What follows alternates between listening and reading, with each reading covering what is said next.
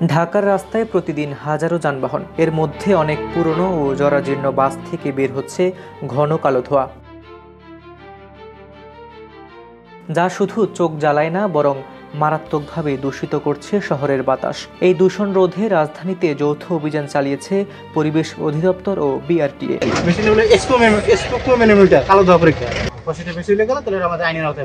নিয়ম বহির্ভূতভাবে চলাচল এবং পরিবেশ দূষণের অভিযোগে বেশ কয়েকটি গাড়ির মালিক ও চালককে গুনতে হয়েছে জরিমানা। 2000 টাকা। আপনার কি হয়েছিল গাড়ির? এই কালা ধোঁয়া মারে নাকি। বাসের নির্গত ধোঁয়ার মাত্রা পরিমাপ করতে ব্যবহৃত হয় বিশেষ এক মিটার। সাইলেন্সারের সঙ্গে লাগানো এই মেশিনে যদি ধোঁয়ার ঘনত্ব 65-এর নিচে থাকে তাহলে সেটি পরিবেশ মানদণ্ডের মধ্যে ধরা হয়, কিন্তু মিটার যদি 65-এর বেশি দেখায় তবে সেটি পরিবেশের জন্য বিপজ্জনক বলে বিবেচিত হয় এবং সঙ্গে সঙ্গেই নেওয়া হয় আইনগত ব্যবস্থা। বিভিন্ন গবেষণায় দেখা গেছে ঢাকার বায়ু দূষণের বড় অংশের জন্য দায়ী এই কালো ধোঁয়া।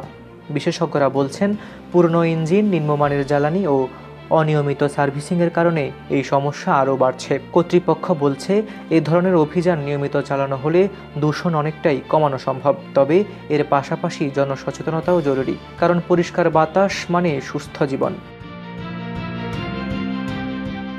আবু হেনা রাসেলের রিপোর্টে হাবিবুর রহমান নিশান, খবর সংযোগ।